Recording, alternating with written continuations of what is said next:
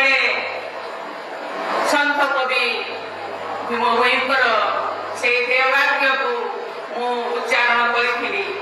ପ୍ରାଣୀଙ୍କ ଆରତ ଦେଖି ଅପ୍ରମିତ ଦେଖୁ ଦେଖୁ କିବା ସବୁ ମୋ ଜୀବନ ପଛେ ନର୍କେ ପଡ଼ିଥାଉ ଜଗତ ଉଦ୍ଧାର ହେଉ। ଏ ଦେବାକ୍ୟକୁ ପାଥେୟ କରି ଆଜି ମୁଁ ତାଙ୍କର ଦେବାକ୍ୟ ତ ଉଚ୍ଚାରଣ କରିଥିଲି, କିନ୍ତୁ ଏଠାକୁ ଆସିବାର ମୁଁ ସୌଭାଗ୍ୟ ପାଇନଥିଲି। ଆପଣମାନଙ୍କର ଆମନ୍ତ୍ରଣ କ୍ରମେ ଆଜି ମୁଁ ଏଠି ଉପସ୍ଥିତ ହୋଇ ନିଜକୁ ଭାଗ୍ୟବାନ ମନେ କରୁଛି। ତେଣୁ ଆପଣଙ୍କୁ ବହୁତ ବହୁତ ଧନ୍ୟବାଦ। ସର୍ବପ୍ରଥମେ ମୁଁ ସନ୍ଥ କବି ଭୀମ ଭୋଇଙ୍କୁ ବିନମ୍ର ପ୍ରଣାମ ଜଣାଉଛି। ଏଠାରେ ଆପଣମାନଙ୍କ ଗହଣରେ ଉପସ୍ଥିତ ହୋଇ ମୁଁ ବେଶ ଆନନ୍ଦିତ ଅନୁଭବ କରୁଛି। ଆଜି ଦିନଟି ମୋ ପାଇଁ ଏକ ସ୍ମରଣୀୟ ଦିନ ହୋଇ ରହିବ। ସନ୍ଥ କବି ଭୀମ ଭୋଇଙ୍କର ବାଣୀ ଓ ଆଦର୍ଶ ମୋ ପାଇଁ ସର୍ବଦା ପ୍ରେରଣାର ଉତ୍ସ ହୋଇ ରହିବ। ରାଷ୍ଟ୍ରପତି ଭାବରେ ଶପଥ ଗ୍ରହଣ କଲା ପରେ ମୋର ପ୍ରଥମ ଉଦ୍ବୋଧନରେ ମୁଁ ଏ କଥା ଯେଉଁ କହିଥିଲି, ଆଜି ମଧ୍ୟ ତାକୁ ମୁଁ ପାଳନ କରିବା ପାଇଁ ମୁଁ ପ୍ରତିଜ୍ଞାବଦ୍ଧ ହୋଇଯାଇଛି। ଏହାର ଅର୍ଥ ହିନ୍ଦୀରେ ବୁଝାଇ କହିଲା ପରେ ପାର୍ଲାମେଣ୍ଟର ସେଣ୍ଟ୍ରାଲ ହଲରେ କରତାଳିର ଗୁଞ୍ଜରଣ ସୃଷ୍ଟି ହୋଇଥିଲା। ମାନବ କଲ୍ୟାଣ ପାଇଁ ନିଜକୁ ଉତ୍ସର୍ଗ କରିବା ଏହି କବିତାର ମର୍ମ ଥିଲା। ଏହି ସନ୍ଥ କବି ଭୀମ ଭୋଇଙ୍କର କେବଳ ମାନବ ସମାଜ ପ୍ରତି ନୁହେଁ, ସମଗ୍ର ଜୀବ ଜଗତ ପ୍ରତି ସମ୍ବେଦନଶୀଳତାର ଅଭିବ୍ୟକ୍ତି। ଏହା ମଧ୍ୟ ଓଡ଼ିଆ ସାହିତ୍ୟର ଉତ୍କର୍ଷର ପରିଚୟ। ଏଠାକୁ ଆସିବା ପୂର୍ବରୁ ପ୍ରଥମେ ମଧୁପୁର ଗାଁକୁ ଯାଇ ଭୀମ ଭୋଇଙ୍କ ପ୍ରତିମୂର୍ତ୍ତିରେ ପୁଷ୍ପାଞ୍ଜଳି ଅର୍ପଣ କରିବାର ମୁଁ ସୁଯୋଗ ପାଇଛି। ସେହି ସନ୍ଥ କବିଙ୍କ ଜନ୍ମସ୍ଥାନକୁ ଯାଇ ମୁଁ ନିଜକୁ ଗୌରବାନ୍ୱିତ ମନେ କଲି। ସେଠାରେ 64 ଶିକ୍ଷିତଙ୍କ ଧ୍ୱନି ମଣ୍ଡପକୁ ମଧ୍ୟ ଯାଇଥିଲି। ଏହା ମୋ ପାଇଁ ସୌଭାଗ୍ୟର କଥା। ତାପରେ ମୁଁ ତାଣ୍ଡରା ଗାଁକୁ ଯାଇଥିଲି। ସେଠାରେ ସନ୍ଥ କବିଙ୍କ ଦିବ୍ୟ ଜ୍ୟୋତି ଏବଂ ଜ୍ଞାନ ପ୍ରାପ୍ତି ପୀଠ ଦର୍ଶନ କଲି। ସେଇଠାରେ ମୁଁ କଙ୍କଡ଼ାପଡ଼ା ଗଲି। ସେଠାରେ ସନ୍ଥ କବିଙ୍କର ମନ୍ଦିର ଓ ଆଶ୍ରମ ଦେଖିବାର ମୋତେ ସୁଯୋଗ ମିଳିଛି। ଏହି ସବୁ ସ୍ଥାନରେ ମୁଁ ଦିବ୍ୟ ଅନୁଭୂତି ଲାଭ କରିଛି। ମୋର ମନେ ହେଲା ସନ୍ଥ କବି ଯେପରି ସବୁଆଡ଼େ ବ୍ୟାପି ରହିଛନ୍ତି। ଭୀମ ଭୋଇଙ୍କ ସୂକ୍ଷ୍ମ ଉପସ୍ଥିତି ଏଠାରେ ମୁଁ ଅନୁଭବ କରୁଛି।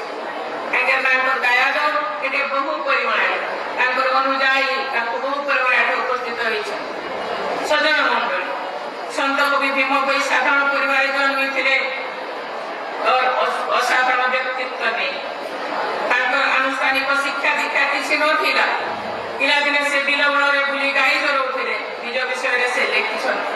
ସେ କଥା ସେ ତାଙ୍କର ଲେଖନୀରେ ସେ ଲେଖିଛନ୍ତି ବୋଲି ଥାଇ ଦିନେ ନୀତି ପ୍ରତିଦିନେ ବୈଶାଖକୁ ସଙ୍ଗତେ ଘେନି ସୁଧା ତୃଷା କେତେ ବୋଲେ ଜୀବନ ବିକଳେ ପିଉଥାଏ ଝର ପାଣି। ସେ ଗାଈ ଚରେଇଲା ବେଳେ ଝରଣା ପାଣି ପିଉଥିଲେ। ଆଉ ଚାରିଆଡ଼େ ସେ ତାଙ୍କର ଗାଈମାନଙ୍କୁ ନେଇକରି ସେ ବୁଲୁଥିଲେ, ତାଙ୍କ ସହିତ ବୁଲୁଥିଲେ। ଆନୁଷ୍ଠାନିକ ଶିକ୍ଷା ଦୀକ୍ଷା ବିନା ସେ ଉଚ୍ଚାଙ୍ଗ ସାହିତ୍ୟ ସୃଷ୍ଟି କରାଯାଇପାରେ ଏବଂ ତାହାରି ମାଧ୍ୟମରେ ଜଗତକୁ ଦିଗ୍ଦର୍ଶନ ଦିଆଯାଇପାରେ। ଏହାର ଜ୍ୱଳନ୍ତ ଦୃଷ୍ଟାନ୍ତ ହେଉଛି ସନ୍ଥ କବି ଭୀମ ଭୋଇ। ସେ କୌଣସି ଶିକ୍ଷା ଦୀକ୍ଷା ନେଇଥିଲେ, କିନ୍ତୁ ଗୁରୁଙ୍କର କୃପା, ଭଗବାନଙ୍କର କୃପା ତାଙ୍କୁ ଏ ଦିବ୍ୟ ଜ୍ୟୋତି ପ୍ରଦାନ କରିଥିଲେ ଏବଂ ସେ ବହୁତ ଲେଖକ, ବହୁତ କବିତା ସେ ଲେଖି ଯାଇଛନ୍ତି। କୁହାଯାଏ ସେ ଜନ୍ମାଙ୍ଗ, କେହି କେହି କହନ୍ତି ବାଲ୍ୟକାଳରୁ ସେ ଚକ୍ଷୁ ହରାଇଥିଲେ। ଭୀମ ଭୋଇଙ୍କର ବାହ୍ୟ ଦୃଷ୍ଟି ସିନା ନଥିଲା, କିନ୍ତୁ ତାଙ୍କର ଅନ୍ତର୍ଦୃଷ୍ଟି ଥିଲା ପ୍ରଖର। ବାହ୍ୟ ଦୃଷ୍ଟି ମଣିଷକୁ ଦେଖିବାରେ ସାହାଯ୍ୟ କରେ, କିନ୍ତୁ ଅନୁଭବ କରିବା ପାଇଁ ଅନ୍ତର୍ଦୃଷ୍ଟି ଦରକାର। ସେହି ଅନନ୍ୟ ଅନ୍ତର୍ଦୃଷ୍ଟି ଥିଲା ଭୀମ ଭୋଇଙ୍କର। ସେଥିପାଇଁ ସେ ଅନେକ କାଳରେ ପଦ୍ୟ ରଚନା କରି ଯାଇଛନ୍ତି, ଯାହା ଆଜି ମଧ୍ୟ ପୁରପଲ୍ଲୀରେ ଗାନ କରାଯାଉଛି। କେବଳ ପୁରପଲ୍ଲୀ ନୁହେଁ, ଆଜି ମଧ୍ୟ ସ୍କୁଲ ମାନଙ୍କରେ, କଲେଜ ମାନଙ୍କରେ ତାଙ୍କର ପଦ୍ୟକୁ ପାଠ କରାଯାଉଛି, ପଠନ ପାଠନରେ ସାମିଲ କରାଯାଇଛି। ପୁଣିବା ଗୋସାଇଙ୍କ ଦ୍ୱାରା ଓଡ଼ିଶାରେ ଏକ ନୂଆ ଧର୍ମ ପ୍ରଚଳନ କରାଯାଇଥିଲା। ତାଙ୍କ ଦୃଷ୍ଟିରେ ଈଶ୍ୱର ଅଲେ ଅରୂପ ଓ ନିରାକାର। ସେ ଥିଲେ ଶୂନ୍ୟଙ୍କର ଉପାସକ। ତାଙ୍କର ପ୍ରବାଦିତ ବହି ଧର୍ମ ଜାତି ଯୁକ୍ତ ବିବେଚନାର ঊର୍ଦ୍ଧ୍ୱରେ। ତେଣୁ ଆକର୍ଷିତ ହୋଇଥିଲେ। ଏହି ଧର୍ମ ଓଡ଼ିଶାର ଦୂର ଦୂରାନ୍ତରକୁ ବ୍ୟାପିଛି।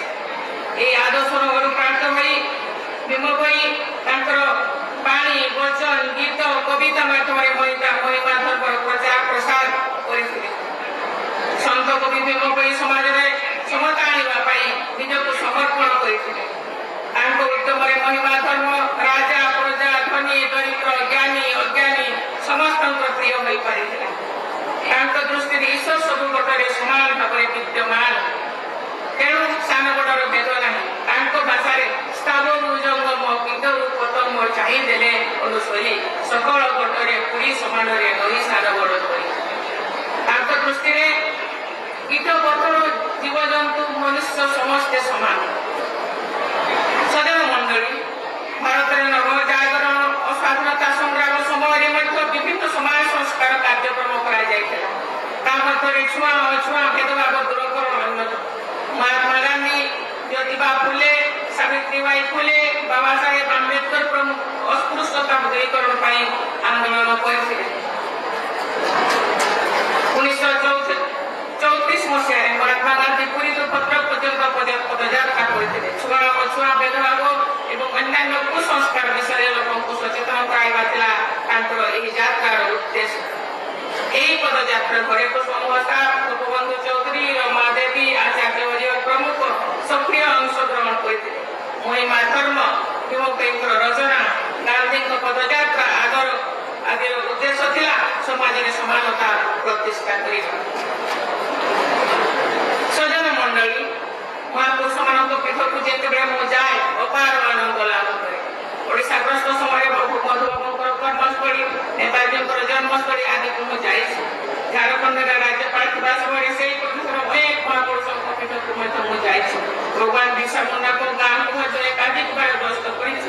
ସେହି ସବୁ ପୀଠର ବିକାଶ ପାଇଁ ମୁଁ ଉଦ୍ୟମ କରିଛି। ମହାପୁରୁଷମାନଙ୍କର ପୀଠ ତୀର୍ଥସ୍ଥାନ ପରି ପବିତ୍ର। ଏହା ଜାତୀୟ ଜୀବନ ପାଇଁ ସର୍ବଦା ପ୍ରେରଣାର ଉତ୍ସ।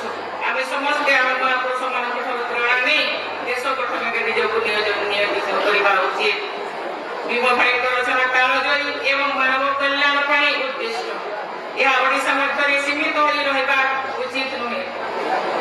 ତାଙ୍କ ଜୀବନୀ ଓ ସାହିତ୍ୟ ବିଭିନ୍ନ ଭାଷାରେ ଅନୁଦିତ ହୋଇ ସାରା ଭାରତରେ ତଥା ସାରା ପୃଥିବୀରେ ପ୍ରସାରିତ ହେବା ଚାହିଁ ଯେଉଁ କଥା କି ଆମର ଆଦରଣୀୟ ମନ୍ତ୍ରୀ ମହୋଦୟ, ଆମର ଧର୍ମେନ୍ଦ୍ର ପ୍ରଧାନ ମହୋଦୟ କହୁଥିଲେ, ଏ କେବଳ ଭାରତ କିମ୍ବା ଓଡ଼ିଶା ଭିତରେ ସୀମିତ ହୋଇ ରହିପାରେ। ତାଙ୍କର ଭାଷା ଏ ପ୍रणिधान योग्य भाषा। ତାଙ୍କର ଚିନ୍ତା, ତାଙ୍କର ଯେଉଁ ଲେଖିବାର ଶୈଳୀ ଏ କେବଳ ଏ ଭିତରେ ସୀମିତ ହୋଇଥିବା ଉଚିତ ନୁହେଁ, ପୁରା ପୃଥିବୀରେ ପ୍ରସାରିତ ହେବା ଚାହିଁ ଏ ଦିଗରେ ଉଭୟ ସରକାରୀ ଓ ବେସରକାରୀ ସ୍ତରରେ ଉଦ୍ୟମ ହେବା ଆବଶ୍ୟକ। ତେବେ ଆଜି ଆମ ଗୃହରେ ଉପସ୍ଥିତ କେନ୍ଦ୍ର ଶିକ୍ଷାମନ୍ତ୍ରୀ ଏ ଦିଗରେ ପଦକ୍ଷେପ ଗ୍ରହଣ କରୁଥିବା ଜାଣି ମୁଁ ବହୁତ ଖୁସି ହେଲି। ସେଥିପାଇଁ ମୁଁ ତାଙ୍କୁ ଏବଂ ତାଙ୍କ ପୁରା ଟିମ୍କୁ ସାଧୁବାଦ ଜଣାଉଛି।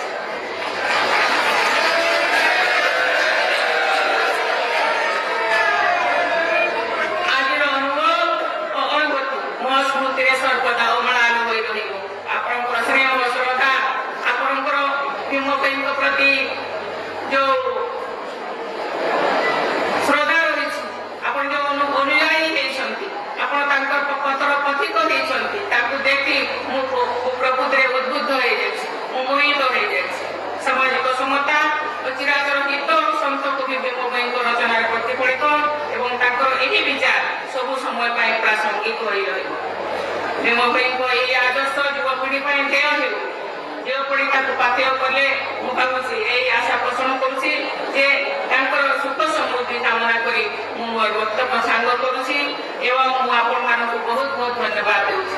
ଧନ୍ୟବାଦ।